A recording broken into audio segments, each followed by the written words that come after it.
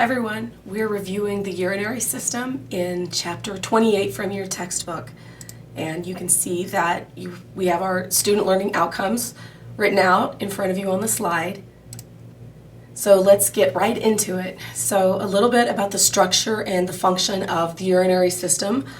We need to remember the kidneys and their functions. So kidneys filter and regulate. So those two functions are the most important things that the kidneys do. So first, they filter metabolic waste.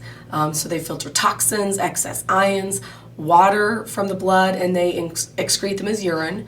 So remember, if kidney function is impaired, then these substances may reach toxic levels and they can damage body cells.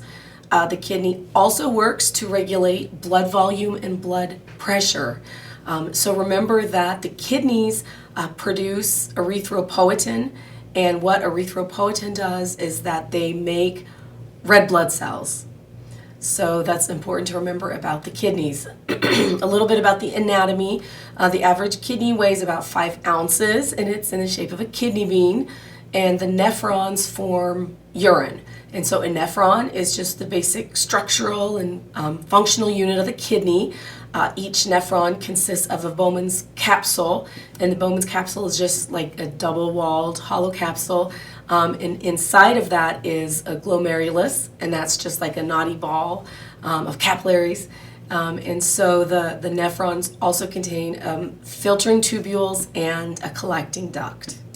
The ureters transport urine, so of course each kidney has 2 ureters, and the urinary bladder is then where the urine is stored. So our bladder, of course, is like a sac-like organ, and it holds the urine until it's discharged from the body from the urethra. So the urethra transports the urine from the bladder to the body's exterior.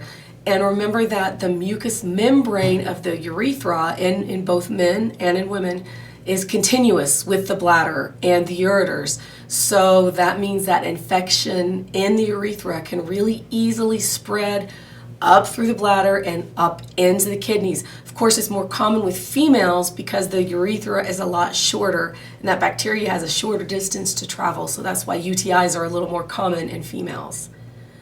Voiding is what we call urination. You'll also hear the term micturition, and that just means voiding.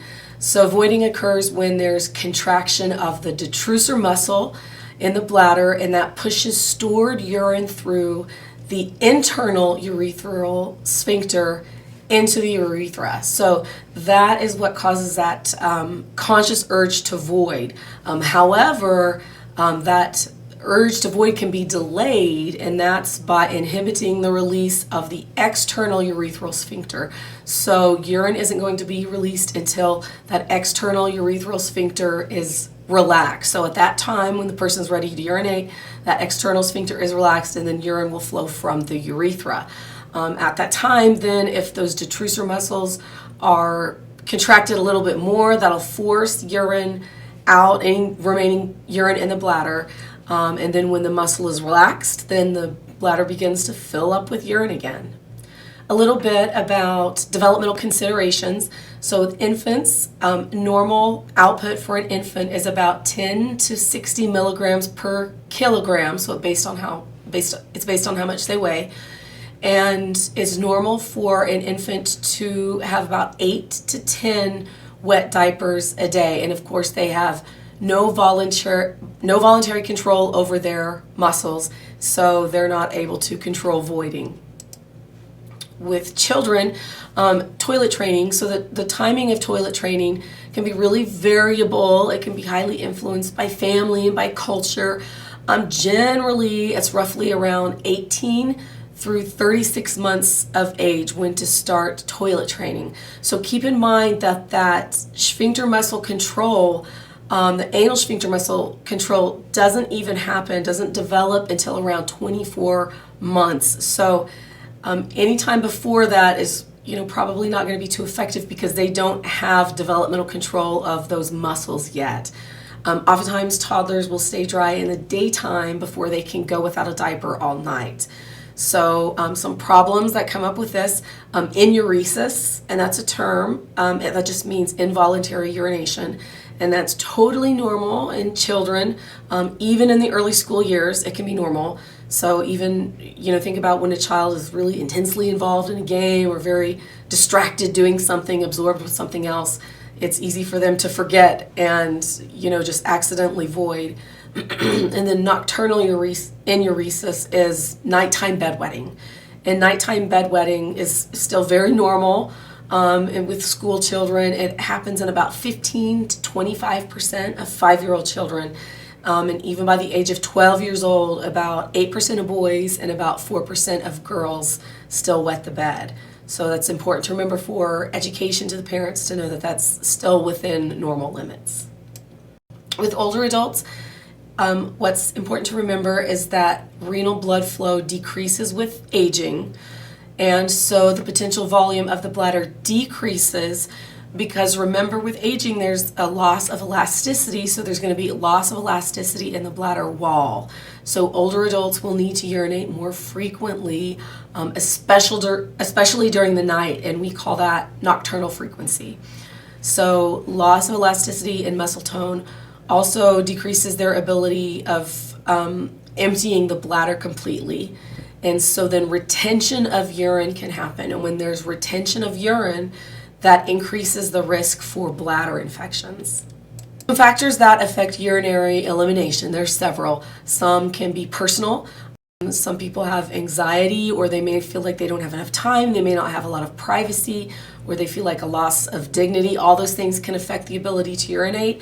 Some people really have a difficult time urinating if they're not at home, if they're out in public, even if they're in their own stall, they have trouble with that, especially if the room is quiet. So that's a personal factor.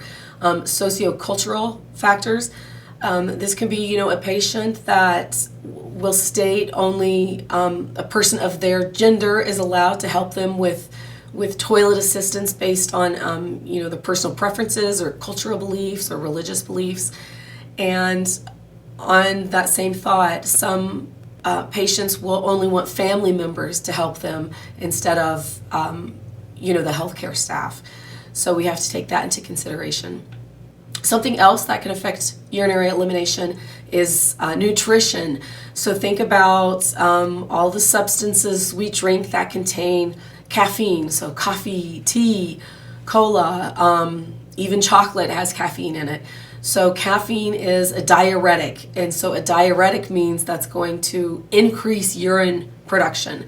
So consuming a large amount of caffeine is going to cause increased urine production.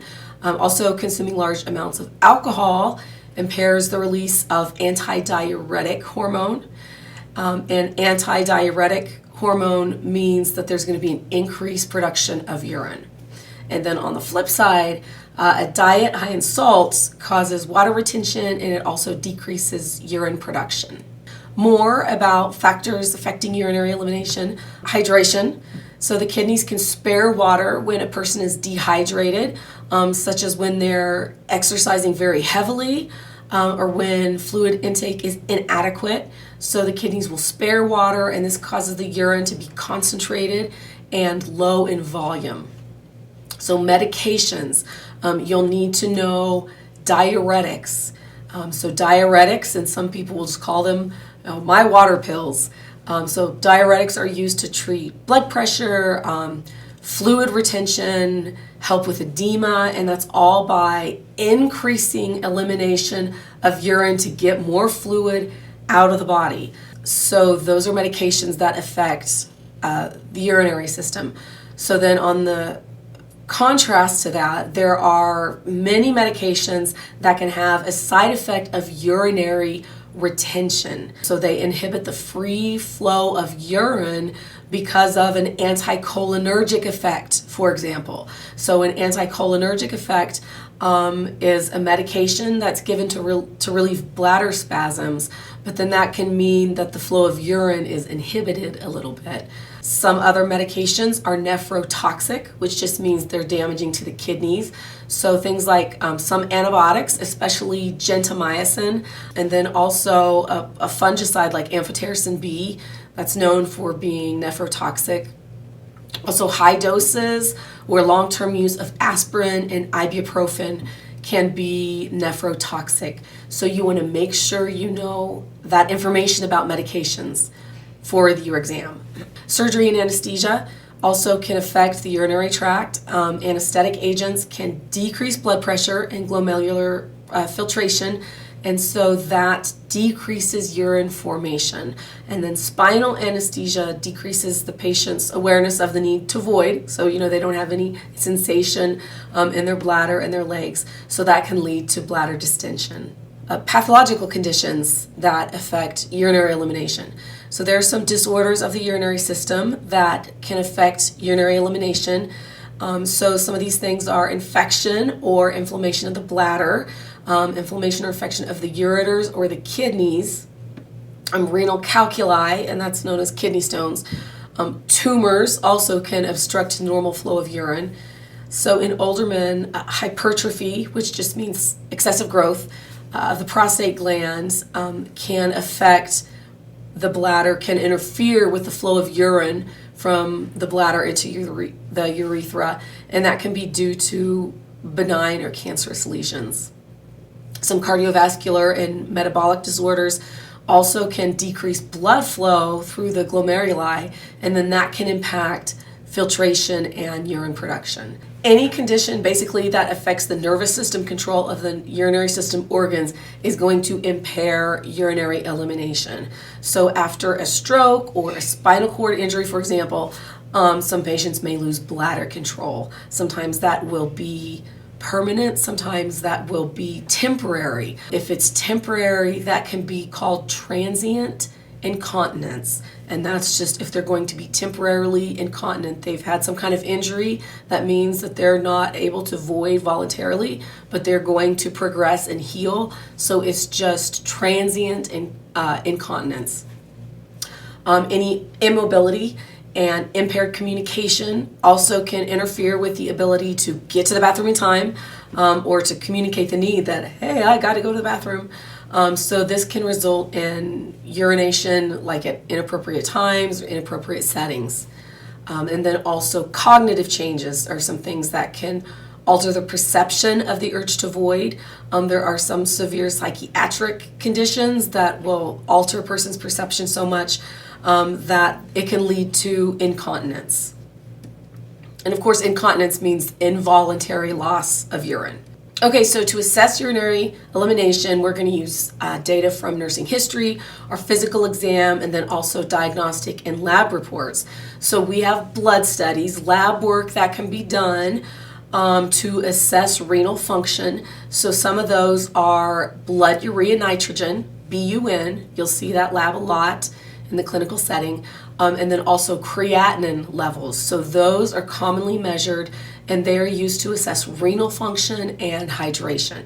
Then there are some visualization studies of the urinary system, and these would be done, in a special procedures unit or in the OR. That would require our responsibilities and our would be to, get them ready for this procedure, make sure they have the signed consent, etc. But anyway, these can be invasive, and they directly visualize the urinary system. So things like an IV pyelogram, computed tomography, those kind of diagnostic studies. Also, you're going to be assessing the urine. So you're going to be measuring urine output. You can do some bedside tests. You are going to be assessing the color and the clarity of the urine. So when you measure urine output, it's a very important part of a nursing assessment. So remember that the kidneys produce about 50 to 60 mils an hour in an adult, and that's about 1,500 mils a day, roughly. But remember, urinary output is very much going to vary based on the quality of fluids the patient drinks, the ability of the heart to circulate the blood, kidney functioning, ability of the patient to void the urine, high fever. All of these things can affect output. So with I&O, intake and output, we're going to record all the fluids that the patient drinks or receives intravenously. So that's oral fluids, any kind of semi-liquid foods like popsicle or jello, any ice chips, IV fluids, we count those, tube feedings, irrigations, And then fluid output, of course, urine output, but we also count gastrointestinal fluid loss. Like if they throw up, we're also going to count diarrhea, and we can give an estimate amount if we're not able to measure that exactly. So some common urine studies that you will see, some are with a freshly voided specimen. So to collect a freshly voided sample, you'll just have them urinate in the same manner as if you're measuring intake and output, like if it's in a little hat or in a urinal. You'll put that in a specimen container labeled with their name and the date and the time. A clean catch urine specimen means that the genitalia have to be cleaned before, so if they're able to do that themselves, they can do that. And then you collect the sample, or they'll collect the sample in midstream, because that first initial flow of urine is going to go through the urethral meatus, and it can have microorganisms. There can be microorganisms on the perineum, so all those things can contaminate the sample. So that's why we want a midstream sample. For a sterile specimen, you'll either need to insert a catheter into the bladder, or you can withdraw a sample from an indwelling catheter, just making sure that you don't take from the collection bag, because that, urine will be old and will, may already have bacteria growing. So you take it from the port. And then another example of a urine study is a 24-hour urine. And so we want all of the urine within a 24-hour period, and you have to use a large container, and you preserve all the urine in that in a 24-hour time period. So it's important for that you have signs all over the door and the staff knows, don't discard any urine, because if there's just one void that's missed and oops, we accidentally flushed down the toilet, you have to start the whole thing over. So make sure everybody knows, don't discard any of the urine.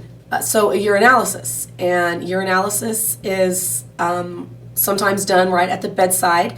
So you can have urinalysis techniques like dipstick testing, and that's commonly, like I said, performed at the bedside.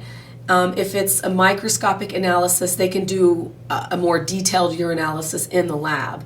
But dipstick testing can determine like the pH and specific gravity of the urine. It also shows the presence of protein, glucose, ketones, and occult blood in the urine. And there's a picture of the dipstick testing on the slide. Specific gravity is an indicator of urine concentration, and it can be also measured with a strip. So as a nurse, we want to make sure that when we're considering urination, that we are providing privacy for our patients. It's of course a normal physiological process, but for most people they feel it's like a private matter. So you can provide privacy, pull the curtain, excuse visitors from the room, whatever you can do to make it private. You may need to assist them with positioning. They may have a bedside commode at the bed if they're not able to get all the way to the bathroom. If they're not able to get up at all, you can use a bedpan for women or a urinal for men. And then do what you can to try to facilitate normal toileting routines. So most patients want to void like right when they wake up, after meals, after they drink a lot of fluid. So identify your patient's pattern and try to stick to it as much as possible. And make sure that you're promoting adequate fluids and nutrition. Means about 8 to 10 ounces of fluid every day, unless for some reason they're on limited fluids. But that's what the body needs to promote healthy urinary function and to flush the system of waste products. And then also very important to remember is that urine is so irritating to the skin. So perineal cleansing is really an essential part of toileting hygiene. So if they're not able to clean themselves, you'll need to help them do that with warm soapy water or with wipes that are provided by the hospital. So that is the urinary system part 1.